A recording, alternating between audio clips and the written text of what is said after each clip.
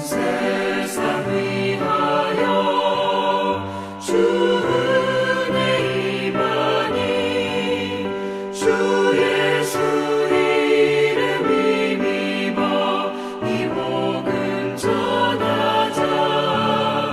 먼 곳에 나가서 전하지 못해도 나 어느 곳에 있든지 늘 기도 힘쓰리.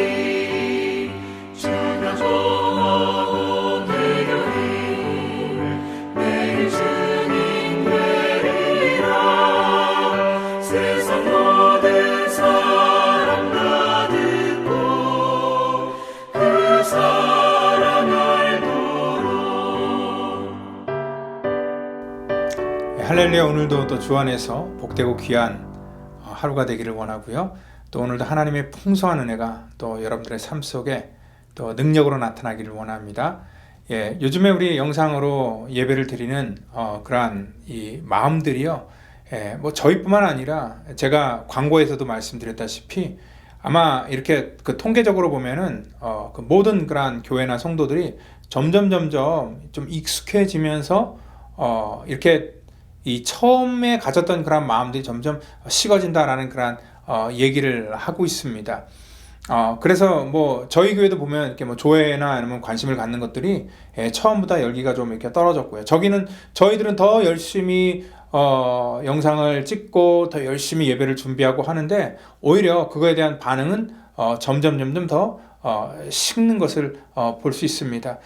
이러한 상황 속에서 우리가 어떻게 전도를 하고 어떻게 하나님의 일들을 할 수 있느냐라고 생각할지 모르겠지만 지금 이러한 상황에서도 우리는 충분히 할 수 있습니다. 전도는요, 사실 우리가 어떤 부담을 갖게 되는데요, 부담을 가질 필요 없이 요즘에는 더 제가 생각할 때 전도하기 쉬워졌다고 생각합니다. 왜냐하면 이러한 상황 때문에 우리 인간의 어떤 그 이 무능력함을 사람들이 알게 되고요. 그리고 복음을 전할 때도 옛날에는 뭐 직접 찾아가야 되는 그런 부담이 있었는데 지금은 만들어 놓은 영상이 있잖아요. 그런 영상들 여러분 기도하는 대상들에게 좀 같이 쉐어하고 나눠주시고 같이 보게 하셔서 이러한 것들을 통하여서 우리가 딱 속단 내리지 말아야 될 것은 뭐냐면 이것 보고 뭐 사람이 믿을까, 이것 보고 사람들이 저 사람이 저걸 볼까라고 생각할지 모르겠지만 일단 복음은요, 사람을 설득하는 것이 아니라 선포라는 것을 먼저 생각하시고 이 일을 통하여서 어떻게 될지를 우리는 알지 못하지만 우리가 하나님을 모든 것들을 하나님께 믿고 맡기면서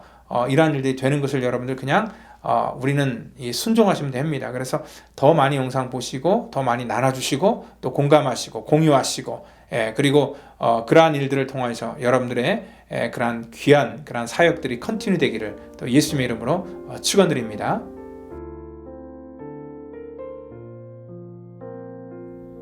그들이 나갈새 사람들이 청하되 다음 안식일에도 이 말씀을 하라 하더라.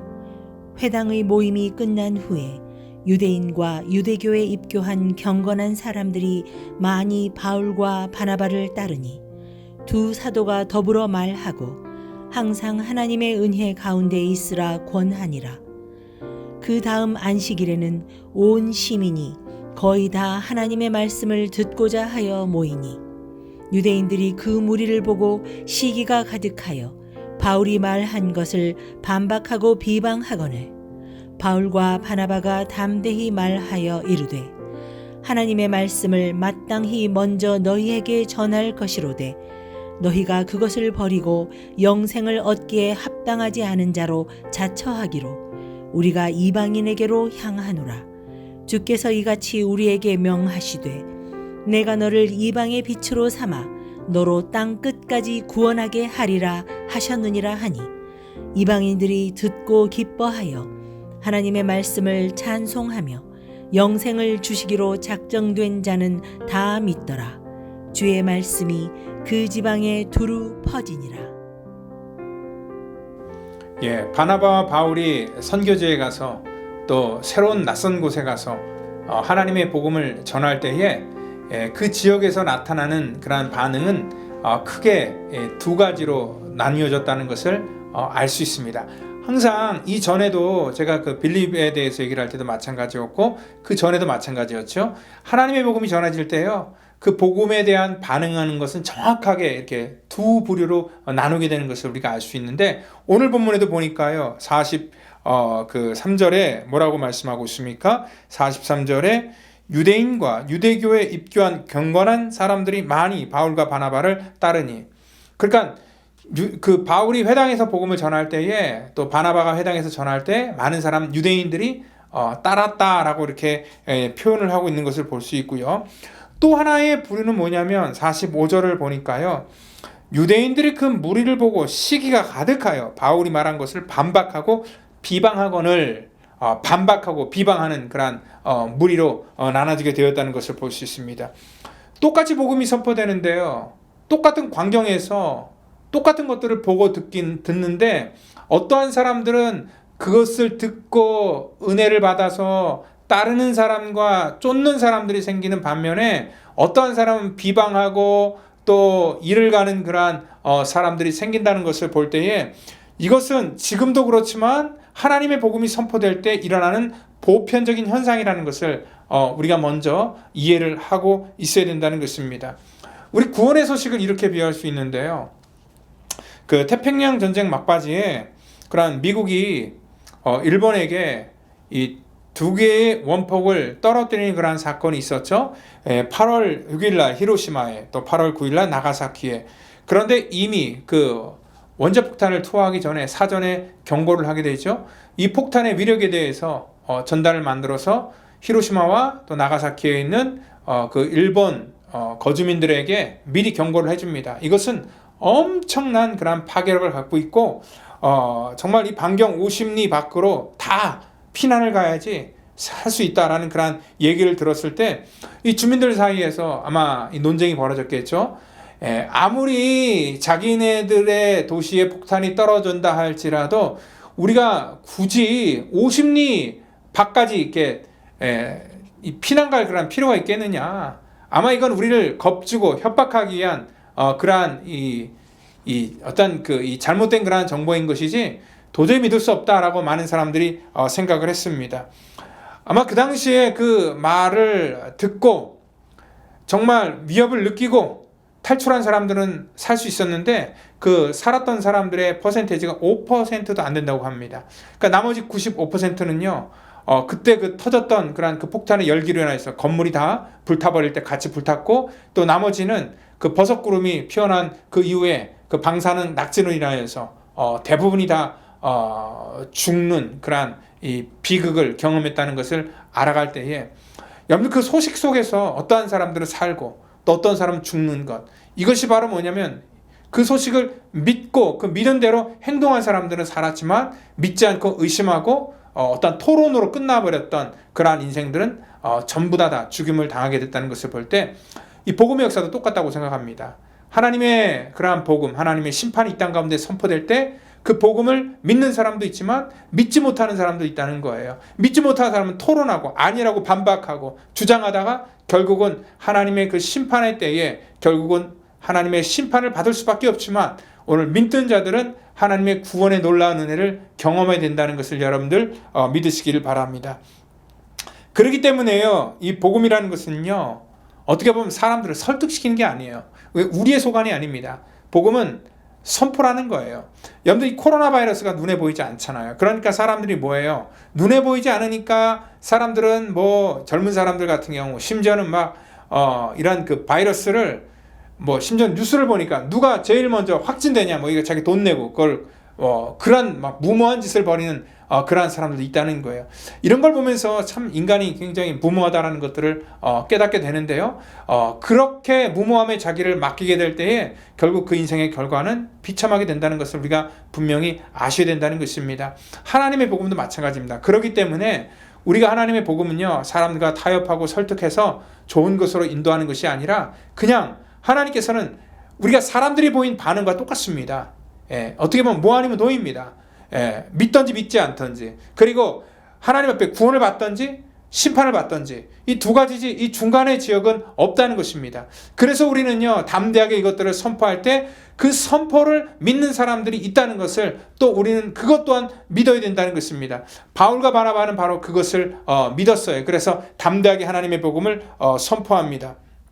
오늘 46절에 보니까요 그 바울과 바나바가 담대하게 말하였다 얘기를 하고 있습니다. 또 50절에는요 하나님의 복음을 거부하니까 그냥 신발을 털고 그 자리를 떠났다라고 해요. 미련 없이 그냥 떠나버리는 것을 볼 수 있습니다. 왜냐하면 안 믿으려고 하는 사람에게 억지로 와서 설득하거나 할 필요가 없다는 것을 얘기합니다. 그리고 믿는 사람들은 따랐다라는 그러한 표현을 통해서 볼 때에 우리가 할 것은 바르게 하나님의 말씀을 선포하는 것이고 또 믿고 안 믿고의 소관에 대해서 우리가 책임지는 건 아닙니다. 목회자도요 하나님의 교회를 제가 책임진다고 생각하면은 번아웃 됩니다. 그리고 감당할 수가 없습니다. 스트레스를 받습니다. 그런데 저 자신이 스트레스를 받지 않고 하나님의 능력을 힘입어서 계속 이 일을 감당하려면은 하나님께 맡기는 것밖에 없습니다. 제가 하는 것이 아니라 제 능력으로 하는 것이 아니라 하나님의 능력과 권세로 하나님의 택한 백성들을 선택하시고 구원하신다는 것을 알 때에 제가 하는 것은 바른 복음을 전하는 것밖에 없다는 것입니다. 여러분들 이것이 우리가 신학적으로 보면은 이런 말을 쓸 수 있어요. 예정론이라는 그런 말을 쓸 수 있는데요. 어떻게 보면 딱딱한 내용들을 전하는데도 불구하고 하나님의 복음을 듣고 반응하는 사람들이 생겼다. 그리고 하나님을 따르는 사람, 예수님을 믿는 사람들이 생겼다. 그래서 그 사람들 우리가 구원받은 사람들이다. 그래서 하나님의 택한 백성들, 그리고 또한 비방하고 이런 사람들은 하나님께 버림받은 백성들, 이런 식으로 우리가 생각할 수 있는데요. 어떻게 보면 예정론이요, 어떠한 구원받은 사람에게는 참 나를 선택했다는 것 자체가 감사하고 고마운 일이지만 선택받지 못한 입장에서는 억울할 수 있습니다. 근데 이 구원론도 예정론도 우리가 받아들여야 되는데 어떤 식으로 받아들여야 되냐면 이게 우리의 인간의 관점으로 생각하니까 오해가 생기는 거예요. 그럼 누군 구원하고 누군 구원하지 않냐? 이게 하나님 차별하시는 거 아니야? 너무한 거 아니냐라는 그런 생각을 가질 수 있는데 이것은요 우리의 관점에서 해석하는 게 아니라 하나님의 관점에서 보는 거예요. 하나님께서 이 땅 가운데 복음을 이 땅 가운데 선포할 때에 그 복음을 받아들이는 사람도 있고 받아들이지 않는 사람도 있다는 것을 하나님 미리 아신다는 거예요. 왜냐하면 하나님은 무소부지하고 또 하나님은 전능하시기 때문에 또 모든 것들을 아시기 때문에 그러한 것들을 아신다는 차원을 우리가 하나님의 차원에서 하는 것입니다. 여러분들 그런 것입니다. 우리가 이 땅 가운데 우리가 하나님의 복음을 전하는 사명을 감당하고 또 우리가 그 일들을 행할 때에 반드시 들을 게 있는 사람들이 우리 속에 분명히 있다는 것을 믿으시길 바랍니다. 그리고 또 우리가 지금은 처음에 얘기했던 것처럼 사람을 대면으로 전도할 수는 없지만 영상을 가지고도 충분히 그 영상 속에 들어있는 메시지를 가지고 찬양을 통하여서 사람들이 주 안에 돌아올 수 있다는 그러한 확신을 가지시고 여러분들 주변에 많은 사람들에게 되도록이면 많이 알리셔서 같이 복음을 듣고 또 예수 믿고 구원받는 그런 모든 사람들이 구원받는 그런 놀라운 은혜가 우리의 삶 속에 또 여러분들의 가정과 또 여러분들 주변의 모든 사람들에게 부어지기를 예수님의 이름으로 축원드립니다. 기도합니다. 하나님 감사합니다. 우리 속에 놀라운 이 복음의 은혜를 주셨는데 하나님 이것을 우리가 가지고도 하나님 이 귀중한 것을 나누지 못하는 우리들의 연약함을 하나님 불쌍히 여겨주시고 또 우리가 우리의 생각으로 판단하고 결정해서 하나님의 복음을 제안했다면 하나님 우리의 믿음 없음을 용서하시고 정말 이 땅 가운데 하나님의 주권과 섭리를 우리가 온전히 믿고 성령의 일하심과 내주하심을 믿고 담대하게 모든 것 맡길 수 있는 그러한 복된 믿음 허락해 주시옵소서. 주의 은혜와 능력이 우리 속에 정말 온전하게 부어지기를 저희들 간절히 바라고 나오며 우리를 사용하시기를 또한 저희들 바라고 나오며 사랑이 많으신 예수님의 이름으로 감사하며 기도드립니다. 아멘.